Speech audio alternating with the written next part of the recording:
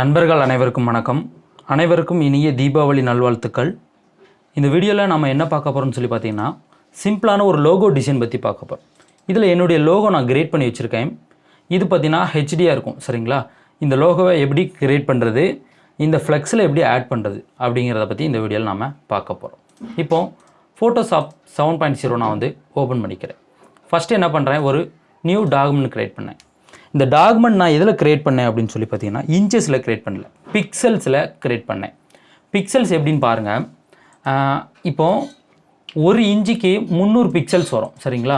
ஒரு இன்ச்சு நம்ம வைக்கிறோம் அப்படின்னா ஒரு இன்ச்சுக்கு 300 பிக்சல்ஸ் வரும். எனக்கு என்ன சைஸ் தேவை அப்படின்னா 4:3 அப்படிங்கக்கூடிய சைஸ் தேவை, சரிங்களா? 4:3 அப்படிங்கக்கூடிய சைஸ் தேவை. இப்போ கால்குலேட்டர் நான் எடுத்துக்கிறேன், குழம்பவே வேண்டாம், சரிங்களா? இப்போ நான் என்ன பண்ணுறேன், எனக்கு பார்த்திங்கன்னா 4:3 அப்படிங்கக்கூடிய சைஸ் தேவை. இந்த இடத்துல நான் என்ன பண்ணுறேன், கால்குலேட்டரில் பார்த்திங்கன்னா 4 × 300, அதாவது ஒரு இன்ச்சுன்னா 300 பிக்சல், 4 இன்ச் இருக்குது, அதனால் 4 × 300 ஈக்குவல் டு கொடுத்தோம்னா நம்மளுக்கு என்ன வருது, 1200. அப்போது நம்ம என்ன பண்ணலான்னா பிக்சல்ஸில் அளவுகளை வைக்கலாம். நான் என்ன பண்ணுறேன், 1200 பிக்சல், அப்புறம் பார்த்திங்கன்னா 3 இன்ச் இருக்குது, 3 9 900 வரும், சரிங்களா? 900 பிக்சல், சரிங்களா? அளவுகளை பிக்சல்ஸில் வச்சு ஒர்க் பண்ணுங்கள். நீங்கள் இந்த கால்குலேஷன் பார்த்து குழம்ப வேண்டாம். அளவுகளை பிக்சல்ஸில் வைக்கிறேன். 1200 பிக்சலு, 900 பிக்சலு, ரெசல்யூஷன் 200 தாராளமாக போதும். ஃபுல் ஹெச்டியாக தான் உங்களுக்கு இருக்கும், சரிங்களா? எதுக்காக பிக்சல்ஸில் வைக்கணும்னா, பிக்சல்ஸில் வச்சா நம்மளுக்கு இன்னும் பார்த்திங்கன்னா அந்த அளவு பார்த்திங்கன்னா நல்லாயிருக்கும். நம்ம லோகோவும் பார்த்திங்கன்னா உடையாது, சரிங்களா?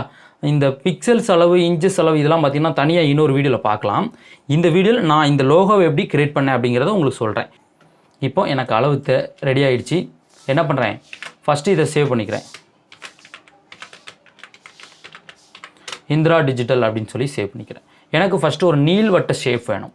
ஷேப் லேயர் நம்ம கிரியேட் பண்ணால் ரொம்பவே இன்னும் குவாலிட்டியாக இருக்கும். இதில் கிளிக் பண்ணி இந்த எலிப்ஸ் டூல் நான் எடுத்துக்கிறேன். கலர் என்ன பண்ணுறேன், இந்த டார்க் ப்ளூ எடுத்துக்கிறேன். நான் என்ன பண்ணுறேன், ஒரு நீள்வட்ட ஷேப் நான் ஃபஸ்ட்டு வரைஞ்சிக்கிறேன். என்னோடய லோகோ எப்படி கிரியேட் பண்ணுறேன்னு பாருங்கள். நீள்வட்ட ஷேப் வரைஞ்சிட்டேன்னா இப்போ என்ன பண்ணுறேன், இதை சென்டர் கொண்டு வரேன். Ctrl A கொடுத்துட்டு மூவ் டூல் இருக்கும்போது இந்த மிட் பாயிண்ட் கொடுத்தோம்னா சென்டரில் வந்துடும், சரிங்களா? ஓகே, இதை Ctrl J கொடுத்து ஒரு டூப்ளிகேட், சரிங்களா? டூப்ளிகேட் போட்டுட்டு இந்த பேக்ரவுண்டில் இருக்க லேயரை செலக்ட் பண்ணிக்கிறேங்க. Shift Alt 2 அழுத்தி பிடிச்சி கொஞ்சம் இந்த மாதிரி பெருசு பண்ணுங்கள், உங்களுக்கு பெருசாகும். ரெண்டும் ஒரே கலர் இருக்கிறதுனால வேரியேஷன் தெரியாது. ஒப்பாசிட்டியை ஒரு 50% இங்கே வச்சுருக்கேன். இப்போ பாருங்கள் தெரியும், சரிங்களா? Shift Alt கிளிக் பண்ணி இந்த மாதிரி ட்ராக் பண்ணிங்கன்னா ஈவனாக பார்த்திங்கன்னா உங்களுக்கு ட்ராக் ஆகும், சரிங்களா? ஓகே, இப்போ எனக்கு இது ஓகே, சரிங்களா? இந்த அளவுக்கு எனக்கு ஓகே. ஒப்பாசிட்டி கூட இன்னும் என்ன பண்ணலாம், ஒரு குறைச்சிக்கலாம், 30 வச்சுக்கலாம். இப்போ இதுதான் எனக்கு தேவையான அந்த லோகோ, சரிங்களா? நான் டெஸ்க்டாப்பில் வச்சுருக்க லோகோ பாருங்கள், இந்த லோகோ தான். ஆனால் அதில் கலர் இன்னும் டார்க்காக இருக்குது. இதுக்கு என்ன பண்ணுறேன், இந்த ஷேப் லேயர் நான் டபுள் கிளிக் பண்ணிவிட்டு கலரை நல்லா பார்த்திங்கன்னா டார்க் பண்ணி விட்டுறேன். இந்த கலர் தான் நான் அதில் வச்சுருக்கேன். இப்போது என்ன பண்ணுறேன், இந்த டெக்ஸ்ட் டூல் எடுத்து ஃபஸ்ட்டு டைப் அடிக்கிறேன். எனக்கு என்ன டைப்பிங் தேவை அப்படின்னா SR ஃபாண்ட் வைக்கிறேன்.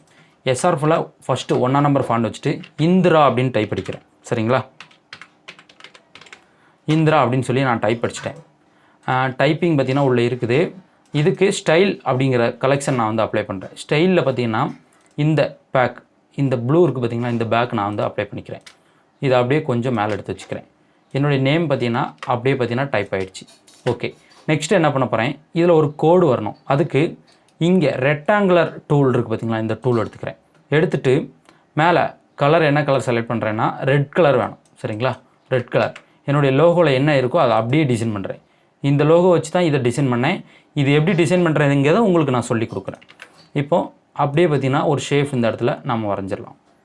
இப்போது வரைஞ்சாச்சு. இதை மிட் பாயிண்ட் கொண்டு வர Ctrl A கொடுத்து இந்த இடத்துல இருக்குது பாருங்கள், இதை கொடுத்தோம்னா கரெக்டாக மிட் பாயிண்ட் நம்மளுக்கு வந்துடும், சரிங்களா? ஓகே, இப்போது இந்த டெக்ஸ்ட்டை அப்படியே ஒரு டூப்ளிகேட் எடுத்து கீழே வச்சுட்டு என்ன பண்ண போகிறேன், புகைப்பட கலை கூடம் அப்படின்னு சொல்லி டைப் அடிக்கிறேன்.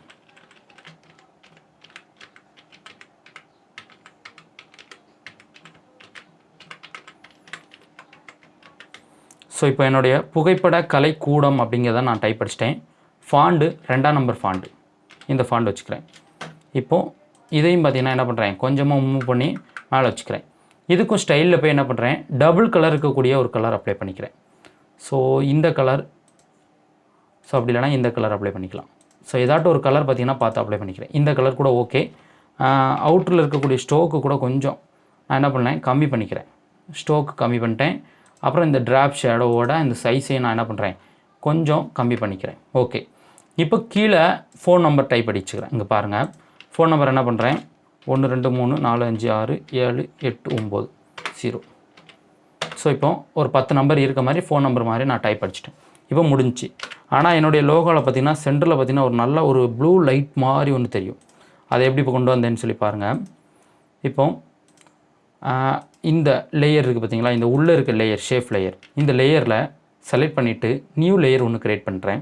பண்ணிவிட்டு இங்கே போய் என்ன பண்ணுறேன், இந்த ப்ளூவை கிளிக் பண்ணுறேன். அப்படியே இந்த ரவுண்ட் அப்படியே டாப்பில் கொஞ்சம் தூக்கிட்டு போயிட்டு விட்டுறேன். விட்டால் நம்மளுக்கு அந்த ப்ளூ பார்த்திங்கன்னா வந்துடும். ப்ரஷ் டூல் எடுக்கிறேன். ப்ரஷ் டூல் எடுத்துகிட்டு என்ன பண்ணுறேன், சைஸை பார்த்திங்கன்னா கொஞ்சம் கம்மி பண்ணிக்கிறேன். இந்த அளவுக்கு எனக்கு ப்ரஷ் ஓகே.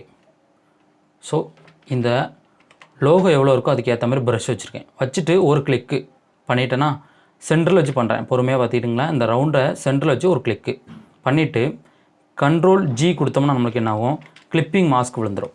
கரெக்டாக எனக்கு இந்த சர்க்கிளுக்கு உள்ளே பார்த்திங்கன்னா இருக்கும். சரிங்களா, கிளிப்பிங் மாஸ்க் இல்லைன்னா உங்களுக்கு என்ன ஆகும்னா வெளியில் பார்த்திங்கன்னா தெரியும். சரிங்களா, இந்த மாதிரி வெளியில் அஃபெக்ட் ஆகும். Ctrl G கொடுத்தா கிளிப்பிங் மாஸ்க் நம்மளுக்கு விழுந்துடும். இப்போ என்னுடைய லோகோ ரெடி. என்ன பண்ணுறேன், எல்லாத்தையும் சங்கிலி போட்டுறேன். எதுவும் பார்த்திங்கன்னா எனக்கு மூவ் ஆகக்கூடாது. சரிங்களா, எல்லாத்தையும் சங்கிலி போட்டேன். பேக்ரவுண்டும் சங்கிலி போட்டேன். பேக்ரவுண்டை மறைச்சி வச்சிடுறேன். மறைச்சி வச்சுட்டு அப்படியே சேவ் பண்ணிடுறேன். இப்போ என்னோடய லோகோ ரெடி. ஆனால் நான் என்ன பண்ண போகிறேன், ஒரு ஃப்ளெக்ஸ் டிசைன் உள்ள எடுத்து வைக்கணும். அதுக்கு என்ன பண்ணுங்கள், நீங்கள் இதை PNG ஃபைலாக சேவ் பண்ணுங்கள். இப்போ இதை என்ன பண்ணுறேன், PNG அப்படிங்கக்கூடிய ஃபார்மெட்டில் நான் என்ன பண்ணுறேன், லோகோ அப்படின்னு சொல்லி போட்டு சேவ் பண்ணிக்கிறேன். இப்போ பாருங்கள், PNGயாக கொடுத்து ஓகே கொடுத்துட்டோம்னா நம்மளுக்கு அது PNG ஃபைலாக சேவ் ஆயிடும். PNGனா என்னன்னு சொல்லி பார்த்தீங்கன்னா, நாம் ஃப்ளெக்ஸ் டிசைனுக்கு பார்த்திங்கன்னா ஃபைல்ஸ் நிறைய டவுன்லோட் பண்ணுவோம். இந்த மாதிரி கட் பண்ணியே இருக்கும். அந்த மாதிரி ஃபார்மெட்டு தான் PNG. இப்போது இந்த PNG ஃபார்மெட்டை ஓப்பன் பண்ணியிருக்கேன். ஃப்ளெக்ஸ் டிசைனையும் பார்த்திங்கன்னா நான் வந்து ஓப்பன் பண்ணுறேன். ஃப்ளெக்ஸ் டிசைனை என்ன பண்ணுறேன், ஓப்பன் பண்ணிட்டேன். இந்த லோகோவை டெலீட் பண்ணிக்கிறேன். இந்த இடத்துல எனக்கு லோகோ வேணுமா, இப்போ என்ன பண்ணலாம், இந்த லோகோ ட்ராக் பண்ணிவிட்டு இதை க்ளோஸ் பண்ணிடுறோம். இன்னொன்று, ஒவ்வொரு வாட்டி நீங்கள் லோகோ வைக்கும்போது இந்த PNGயில் இருந்து தான் ட்ராக் பண்ணணும். சரிங்களா, இந்த PNGயில் இருந்து ட்ராக் பண்ணுங்கள். சில பேர் என்ன பண்ணுவாங்க, இந்த லோகோவை இப்படி சுருக்கி இப்படி வச்சுருந்துருப்பாங்க, இந்த இடத்துல வச்சுருந்துருப்பாங்க. இதை அப்படியே ட்ராக் பண்ணி எல்லா இடத்துலையும் போட்டுகிட்டே போவாங்க. அது என்ன ஆகும்னா டாக்குமெண்ட்டோட சைஸுக்கு ஏற்ற மாதிரி குவாலிட்டி குறைஞ்சிக்கிட்டே போகும். சரிங்களா, நான் என்ன சொல்கிறேன் அப்படின்னா, இந்த PNG இங்கக்கூடிய ஃபார்மெட் வச்சுருக்கீங்க பார்த்தீங்களா, இந்த PNGயை ஒரு எந்த ப்ளக்ஸை நீங்கள் டிசைன் பண்ணுறீங்களோ உங்கள் லோகோ வைக்கணுமோ இந்த PNG ஃபார்மெட்டை ட்ராக் பண்ணுங்கள். சரிங்களா, PNG இல்லைன்னா இந்த PST ஃபைலை PNGயை சேவ் பண்ணி வச்சுக்கிடுங்க. சரிங்களா, அப்போ தான் உங்களுக்கு எந்த ஒரு பிரச்சனையும் வராது. நிறைய பேர் என்ன பண்ணுவாங்கன்னா PSTயாகவே இப்படி ட்ராக் பண்ணுவீங்க. PSTயாக அப்படி ட்ராக் பண்ணிவிட்டு சுருக்கும் போது சின்ன பிரச்சனைகள் வரும். என்னன்னு சொல்லி பார்த்தீங்கன்னா, சுருக்கின பிறகு உங்களுக்கு அதோடைய அந்த ஷேடோ, இந்த அவுட்ரு லைன் எல்லாம் பார்த்திங்கன்னா மாறிடும். சரிங்களா, அதனால் நீங்கள் வந்து PNGயாக ட்ராக் பண்ணுங்கள். இது PNG. இப்போ என்ன பண்ணுறேன், கொஞ்சமாக சுருக்கி நான் வந்து இந்த இடத்துல ரொட்டேட் பண்ணி பழைய லோகோ இருந்த இடத்துல இங்கே கொண்டு வந்து வச்சுக்கிறேன். லோகோ இந்த மாதிரி தான் இருக்கும். சரிங்களா, பார்க்குறதுக்கு இந்த மாதிரி தான் தெரியும். நம்ம ஃபுல்லாக ஜூம் பண்ணிவிட்டு இது எனக்கு தெரியவே இல்லை, குவாலிட்டி இல்லைன்னு நினைக்கக்கூடாது. சரிங்களா, இப்படி பார்க்கும்போது உங்களுக்கு எப்படி தெரியுது, அதாவது இப்படி இதுதான் பிரிண்டிங் சைஸு. சரிங்களா, இதான் பிரிண்டிங் சைஸு. ஆட்கள் பார்க்குற நபர்கள் பார்க்கும்போது உங்களுக்கு உங்களுடைய லோகோ தெரியணும், உங்களுடைய என்ன ஸ்டுடியோ அப்படிங்கிறது தெரியணும், என்ன நம்பர் அப்படிங்கிறது தெரியணும். இது மட்டும்தான் நீங்கள் வந்து கணக்கு பண்ணணும். சரிங்களா, அதனால தான் நீங்கள் என்ன பண்ணணும்னா இந்த மாதிரி இருந்துச்சுனாலே போதும், நம்மளுக்கு குவாலிட்டியாக தான் வரும். சரிங்களா, ஃபுல்லாக ஜூம் பண்ணிவிட்டு இது உடையுது அப்படின்னீங்கன்னா அது கண்டிப்பாக உடைய தான் செய்யும். இந்த டெக்ஸ்ட்டுமே ஃபுல்லாக ஜூம் பண்ணால் உடையத்தான் செய்யும். பார்த்தீங்களா, மேலே இருக்க டெக்ஸ்ட்டை பாருங்கள், அதையும் ஃபுல்லாக ஜூம் பண்ணுறேன், உடையத்தான் செய்யும். ஃபுல் ஜூம் பண்ணால் இந்த மாதிரி தான் இருக்கும். இவங்க பிக்சரை கூட ஃபுல் ஜூம் பண்ணி பார்க்கலாம். இங்கே பாருங்கள், பிக்சர் கூட இந்த மாதிரி தான் நம்மளுக்கு ஃபுல் ஜூம் பண்ணால் தெரியும். சரிங்களா, பார்க்குறதுக்கு அந்த மாதிரி தான் தெரியும். ஆனால் பிரிண்டிங்கில் நம்மளுக்கு ரொம்பவே நல்லா வந்துடும். சரிங்களா, இந்த மாதிரி நீங்கள் லோகோவை PNGயாக உள்ள ட்ராக் பண்ணுங்கள். கண்டிப்பாக பார்த்தீங்கன்னா உங்கள் லோகோ குவாலிட்டியாகவே இருக்கும். சரிங்களா, அதுக்காக இந்த மாதிரி இப்படி சுருக்கி சின்னது பண்ணிவிட்டு அதுக்கப்புறம் இப்படி பெருசாக விரித்து வச்சிங்கன்னா செட் ஆகாது. நீங்கள் எப்போதுமே PNGயாக இருக்கக்கூடிய இதை ட்ராக் பண்ணி அப்படியே சுருக்கி வச்சுருங்க. சரிங்களா, ஓகே ஃப்ரெண்ட்ஸ்,